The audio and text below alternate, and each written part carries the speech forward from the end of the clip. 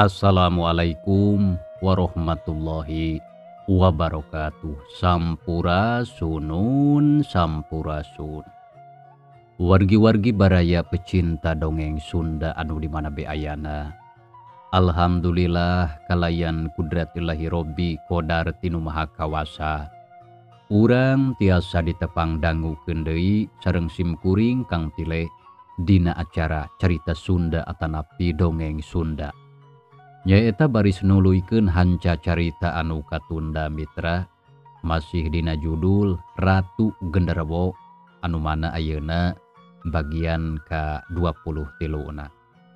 Gasugri kaum dangu dina jujutan hanca carita anu katunda pedaran kang tileh kasapih kuanci dina mangsa medarkeun kayaan alam pasosore nyatana kasih Karnaen anu mana harita bade nepangan babaturanana anu katelah si Karejum oge si Daslim. Sumangga atuh mitra ameh teu nyangkolong kana waktos urang puseurkeun di perhatian urang kana ieu carita.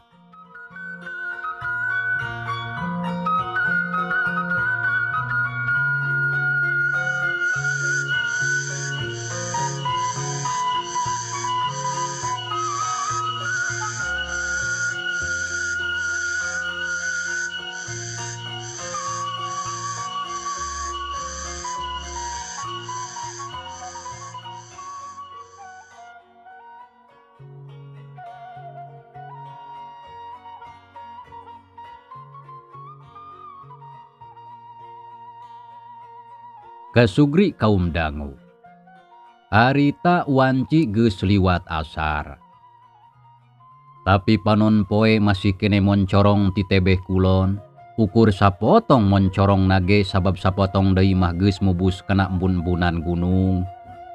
Angin leutik ngahiliwir nebak kana dangdaunan manuk recet di sarada pating arat celok dina dahan tangkal tongeret atureang di sarada patembalan jeung papada baturna. Di jero lembur kadenge sora hayam bikang keur keketok paselang jeung sora budak anu pating jerewet keur hareureuy jeung baturna. Dina kayaan kitu harita si Karnaen jeung si Karjum katut si Daslim keur dariuk dina tepas imah. Geuning kalakah ka dieu deui Kang. Kumaha bebeja teu ka pamajikan ngeunaan kajadian tadi? Ceuk si Karjum tumanya ka si Karnaen. Ari si Daslim ukur ngabandungan we da jarang pipiluun ngomong maneh nama. Ya enggeus atuh dicaritakeun we sajalantrahna ku dewek teh. Da keur naon ngabohong ge. Mengarti jeung paham ngeunaan eta mangkeluk turundul anu lain ukur beja ti aki dong kalungkul. Terus kumaha atuh? Nya maksud kuring teh kumaha tanggapanana? Ya teu kumaha. Ya gitu dagus kabuktianana. Memangnya seperti gitu.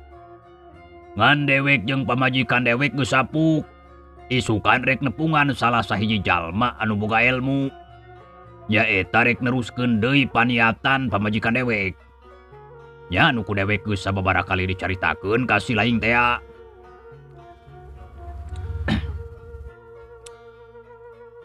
Nya anu ku dewek geus sababaraha kali dicaritakeun ka si laing teh. Cindeuk namah dewek jeung pamajikan dek teh masih kene panasaran euy. Hayang ngabinasakeun ka sakabeh kulawarga si Marna jeung sakabeh nu araya di imah. Kaasup si Turundul oge tangtuna. Tah kulantaran nyatana si Turundul mah lain jelema sabongbrong. Kapaksa dewek kudu bisa manggihkeun jalma anu mibanda ilmu saluhureun ti si Turundul. Kitu ceuk si Karnaen mitra. Teu dibejakeun masalah manehna boga niat rek muja atawa muhit ka siluman mah.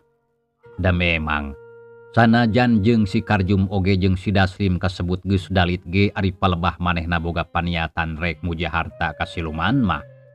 Asa teu perlu nyaraho kadua baturna mah. Nya alus atuh ari kitu mah Kang. Pring jeung si Daslim oge pasti ngadoakeun kana naon rupa paniatan akang jeung pamajikan akang.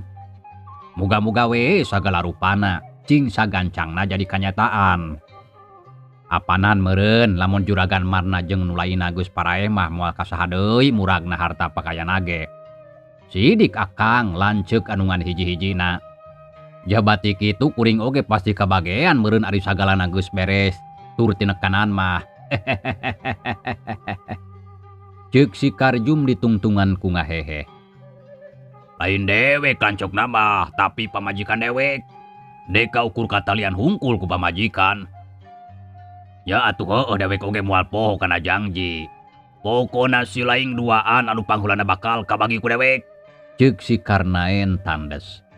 Menigeus nyawe ngomongna teh padahal mah sagala rupana ge ukur karek ngalamun. Pokona kuing didoakeun Kang. Mudah-mudahan sagala rupa paniatan akang jeung pamajikan akang cing buru-buru kalaksanakeun. Ela asa bulak balik wae ngomong teh jiga nu geus beahkeun ide wae ieu teh. Pokona heueuh kitu we lah. Da kadenya deui bulak balik oge obrolan mah. Ya teu dadau da tujum. Bebas we da lain keur nyieun pikmin. Anu kecapna diitung. Nya kitu we nya Jumlim. Dewek ayeuna rek ka imah deui. Ceuk si Karnaen tungtungna mah manehna kaluar ti jero imah. Da asa teu paruguh jeung era we meureun ku si Karjum anu boga imahna ngobrol salila-lila ngadon maranyun teu udud-udud tadi keneh. Kahaseum-haseum sungut meureun mitra. Pohara cing atuh nganjuk-nganjuk heula we si Karnaen teh nya. Engke bayarna geus beunghar. Sumaga mitra urang lajengkeun deui.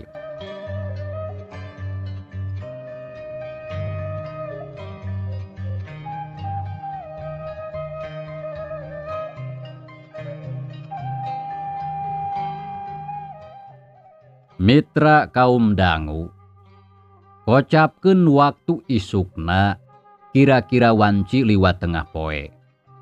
Nyi Sumarni jeung si Karnaen maranehna harita geus aya di hiji lembur. Sabada tadi geus tunya-tanya ka sakur jalma anu kabeneran pasaramdog di jalan jeung maranehna. Nya anu akhirna Nyi Sumarni jeung si Karnaen anjog ka eta lembur. Apanan ceuk kaki dongkal mah imah lanceukna anu katelah kidengku teh ayana di leuweung baraksakan. Ari ieu mah geuningan pilemburan lain leuweung atuh Nyi. Ceuk si Karnaen dina sajeroning leumpangna negrakeun rasa kaherana. Loba pikiran teuing atuh urang tanyakeun deui we engke lamun panggih deui jeung jelema. Tadi nurutkeun keterangan ti sababaraha urang jelema anu geus ditanya ngeunaan di mana iman aki dengkul. Ulah gancang teuing atuh ngomong teh Nyi. Nyalse we, nyalse, durasi yeuh durasi. Heh kitu. Kabehanana ge nuduhkeunna ka lembur ieu. Tuh kabeneran aya budak lalaki. Hayu urang sapeurkeun. Urang tanyakeun ka eta budak. Ceuk Nyi Marni bari gagancangan leumpang ngadeuketan ka saurang budak lalaki anu umurna kira-kira 12 tahunan. Keur diuk dina golodog imah. Jang, ari ieu bener anu katelah lemur Cisompet? Tanya Nyi Sumarni ka eta budak. Saacan ngajawab kalah mencerong we eta budak teh kana beungeut si Karnaen anu memangna keur nu anyar pinanggih mah mata kreuwas. Sabab rurupa anana teu parok jeung batur. Sajabati beungeutna tur garok teh paromana oge teu pikaresepeun anu nenjo. Nempo eta budak kalah mencerong kana beungeutna. Atuh pok si Karnaen nyarita. Jang. Kunaon ditanya teh kalah melong wae ka akang? Akang oge jelema sarua jiga ujang. Hae ngan ulu kana beungeut aing wae sedeh. Cenah. Ngarasa keheul meureun mitra pedah dipencerong saperti kitu ku eta budak. Ngaco Kang, ieu lembur Cisompet ari akang jeung Oco urang mana? Pokna kalah malik nanya. Teu kudu nyaho urusan Oco urang mana-manana mah atuh Jang. Jeung nadai dina dibejakeun ge da moal apal. Sabab Oco mah ti lembur anu jauh ti lembur ieu. Ayeuna Oco rek tumanya deui ka Ujang. Ari di lembur Cisompet bener aya jelema anu ngaranna Aki Dengkul? Lamun aya tuduhkeun ka Oco di mana imana. Ceuk Nyi Sumarni dibarung ku rasa keheul. Aya imana anu itu anu di haroponana aya tangkal caringin. Jog we sampeurkeun ka ditu. Geus nuduhkeun kitu mah jug beretek we eta budak teh langsung lumpat nepi ka ti paparetot. Sieun meureun nenjo beungeut si Karnaen anu jiga jurig kuris. Dasar mangkluk bangkar warah. Udah haun teu pupuguh ngadeur lompat. Muncek urang mah da moal dihakan ku aing oge. Si Karnaen kukulutus. Ngaskeun bae teu kudu dipikiran. Lajeng nyana beungeut akang mah teu pikaresopeun anu nempo. Hayu urang ka ditu. Lebah ditu cenah imahna teh nu hareupeunana aya tangka caringin. Pasti palebah pengkolan itu. Ceuk Nyi Sumarni bari gagancangan leumpang muru ka tempat anu dituduhkeun ku budak teh. Si Karnaen oge teu nyarita nanaon deui mitra. Maneh nangi cirik leumpang tukangeun nuturkeun pamajikanana. Sorog duanana anjog hareupeun imah anu ditujuna. Karek nincek kaburuanana ge bulu punduk si Karnaen mah jug langsung muringkak. Sanajan harita wanci keur meuhjeuna panas poe mentrang-mentring. Tapi di buruan imah eta mah karasana meuni ti iseun. Jempling rehe comrek. Tetenjoan sabudeureunana caraneom jeung kareueung asa aya di tengah-tengah kuburan. Rek teu kitu kumaha atuh. Imah nenggang di hareupeunana nguyupuk tangkal caringin meuni geus janggotan. Akarna pabeulit kaditu ka dieu naranceb ka sabagean buruan.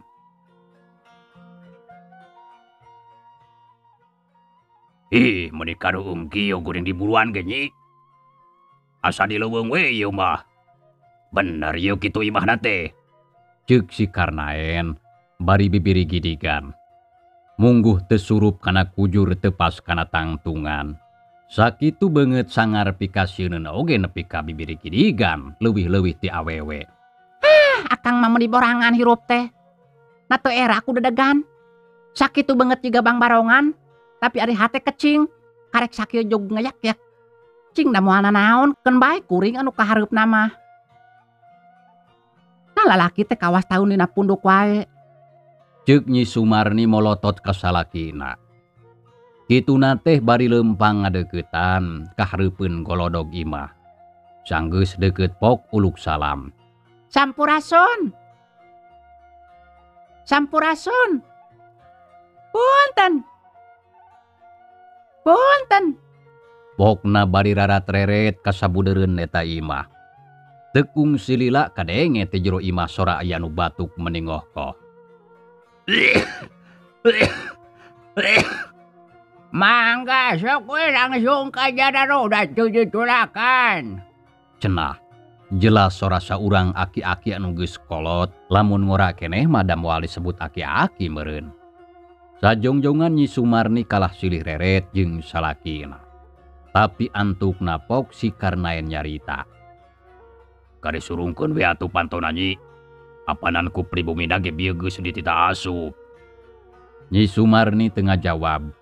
Kalacat manehna mancat kana golodog tuluy lalaunan nyurungkeun panto. Brai panto muka katempo ti jero imah teh meuni parowek sakitu beurang oge. Jaba meuni asa barau teu paruguh deui mitra. Nyi Sumarni jeung si Karnaen oge teu gancang-gancang asup, kalah pating jaranteng jiga anu karabur pangacian. Untungna sabot kitu. Kadenge ti jero aya anu ngomong deui tapi can kanyahoan palebah mana-manana mah jirimna. Nya jirim jelema anu ngomong da puguh poek eukeur mah tas leleumpangan tinu caang deui. Jadi teu aneh lamun ngatok jeung kotokeun teh. Seuseuneun teh meureun disebutna. Ada asupna kalah ngajaranceng di lawang pamaliah matak nongtot jodoh eta teh. Sok-sok ada asup. Atuh bari jeung rada agag-agagan oge. Akhirna duanana pating ketayep arasup ka jero imah. Waduh, Jeduk karasa kana bujur si Karnaen aya anu ngajeduk. naon ieu teh? Si Karnaen kontan ngagorobok eukeur mah geus sieun tadi keneh. Katambah-tambah kana bujurna asa aya anu ngabadug karasana semu genyal. Udang seteraun montong ngajedog di dinya aya tamu deuleu. Barang Nyi Sumarni jeung si Karnaen ngareret kelebah anu seuri, Breh katempoya saurang aki-aki anu beungeutna persis sarimbag pisan jeung Aki Dongkal. Tapi ieu mah geus bongkok pisan. Dina leungeunna nyekel damar cempor anu seuneuna ngagebur jiga obor. Di gigireunana katempo aya sakadang monyet kolot gede naker. Gedena meh ampir sarua jeung domba indungna. Katempo eta monyet teh molotot bari ngarenyohan ka si Karnaen. Sing hore ngabadu ka eta monyet meureun bujur si Karnaen teh jiga nama. Di jero imah jadi caang mitra teu paroe kawas tadi. Padahal ceuk tadi ge disebutkeun kaayaan harita keur meuhjeuna panas ereng-erengan. Tapi da di jero imah mah poek alatan kahieuman ku rajegna tatangkalan nu aya di sakurilingeun eta imah. Sok dari ukara kadinya. Ampura ya sakieu kayaannya nya imah aki mah. Jabati parwek teh barala deui kurun cah. Pokna deui bari ngaitkeun damar cemporna kana paku anu nancep dina palang dada. Nya wae mitra. Basa Nyi Sumarni ngareret ka sajeroning imah meuni barala kuruntah. Dang daunan anu garari ngayang luhureun palupu. Rambat lancah oge meuni ranteng pasuliwer jiga kenurlang layangan. Kapinis jeung lalai papting kalayang luhureun sirah. Abong imah dukun mitra. Mun ceuk urang mah heug sapukeun atuh. Geus nyarita kitu mah. Eta aki-aki jeung monyetna anu tadi disebutna si Raun ngaraleos deui ti hareupeun Nyi Sumarni jeung si Karnaen. Asup karohangan tukang. Lumayan lila can jebul keneh wae mitra. Si Karnaen mah nepi ka sing sireumeun sukuna ge. Ji, dah moni lila geuning aki-aki teh. Jaba jeung ayam monyet sagala deui di jero imah ge. Paingan tadi asa aya nu ngabadug si goreng monyet kolot geuning. Bae kitu akang ngaroko Ji. Cenah, leungeunna ngaragamang kana saku jaket ngabijilkeun rokok. Nyampe ku ae rek udun mah alus pugu meh teu lobara metuk. Meningungeng kieu kana coli. Tembal Nyi Sumarni rada dihareboskeun. Keur kitu kurunyung anu boga imah ngurunyung ti lawang tukang. Henteu jeung monyet ayeuna mah datangna teh. Gek manehna diuk hareupeun anu duaan. Samemeh nyarita ku siwel ngaluarkeun dompet bako tina saku kampretna. Tuluy ngalinting kudun kaung. Sanggeus dilinting cekes diseungeut ku paneker. Peledug haseupna mulek minuhan patengahan imah. Sarua we jeung anu sok dilakukeun ku Aki Dongkal. Malah bakona oge sarua ka ambeuna meuni hangit bau kasir ka beuleum. Nyi Sumarni oge nepi ka batuk meuni ngohkoh ngarasa eungap ngambeu haseup bako. Ari si Karnaen mah jiga nu biasa-biasa we. Da puguh sarua tukang udud meureun. Ari beungeut eta aki-aki ceples pisan jeung Aki Dongkal. Nya manehna pisan anu katelah Aki Dengkul nu tayalian lanceukna Aki Dongkal.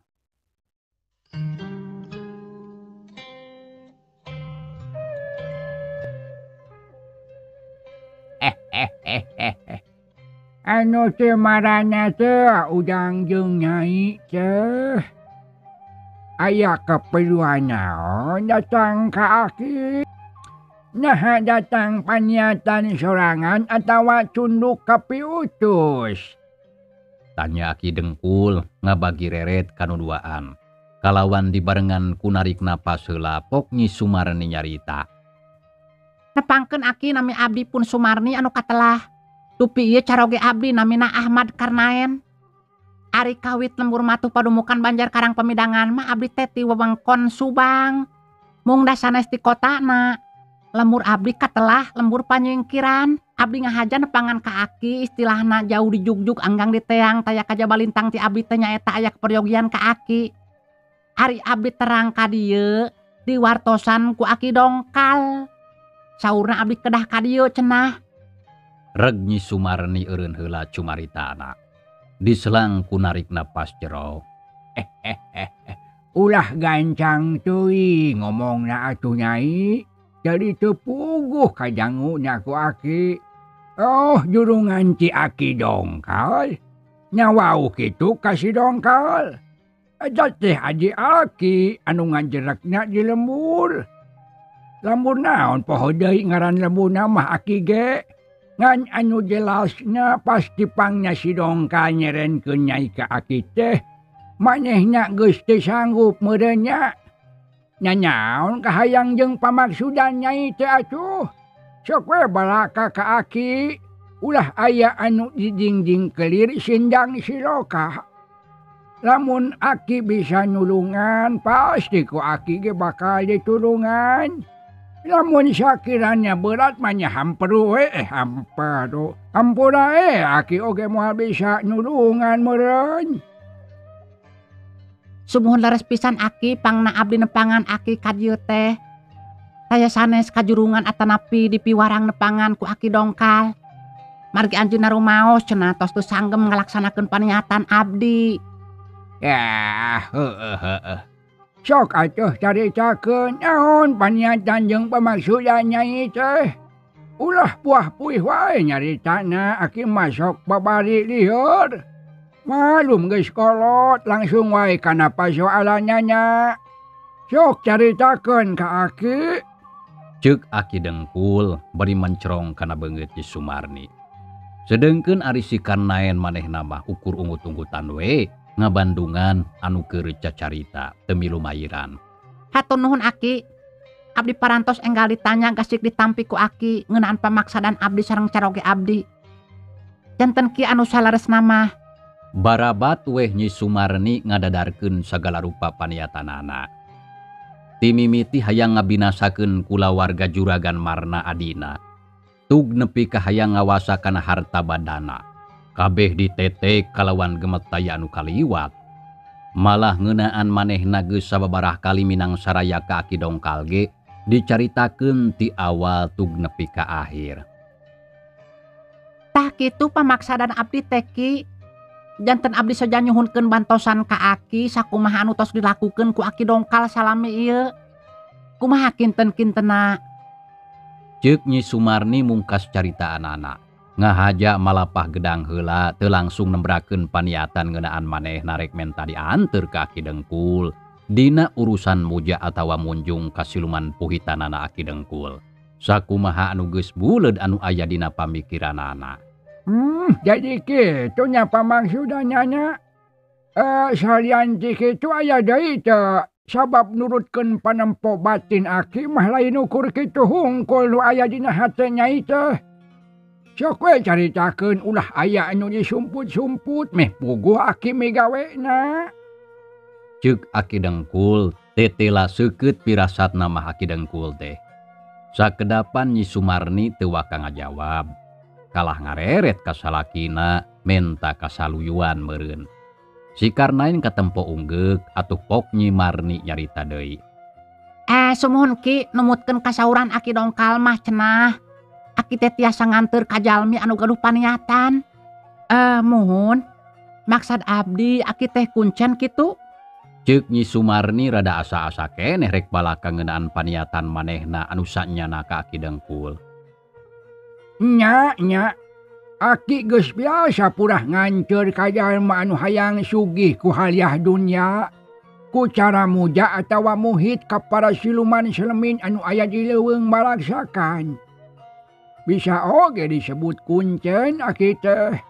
Da memang eta pagawean aki sok we langsung nyarita ulah puah-puih wae ceuk aki ge. Alhamdulillah atuh ari kitu mah. Hartosna abdi telepat nepangan ka aki. Tapi nah geuningan aki teh cicing di leuweung baraksakan. Pan saur Aki Dongkal mah bumi aki teh ayana di sisi leuweung. Muhun di leuweung baraksakan. Geuningan di lembur ieu. Nyi Sumarni ngedalkeun heula ka panasaranana. Eta mah baheula atuh Nyi. Ayeuna mah di dieu we di lembur. Keur naon cicing wae di leuweung hoream sok loba ramatuk. Jaba jauh ka warung deui di tengah leuweung mah. Paling oge mun aya jalma anu boga niat menta dianceur ka Gusti Ratu. Pasti ku aki diancur gitu. Aki Dengkul ngajelaskeun. Mitra, cageula ieu carita urang tunda heula nya. Insyaallah kin urang lajengkeun deui. ulah kirang-kirang hapunten kana naon rupi kakiranganana. Wilujeng kantun. Wassalamualaikum warahmatullahi wabarakatuh.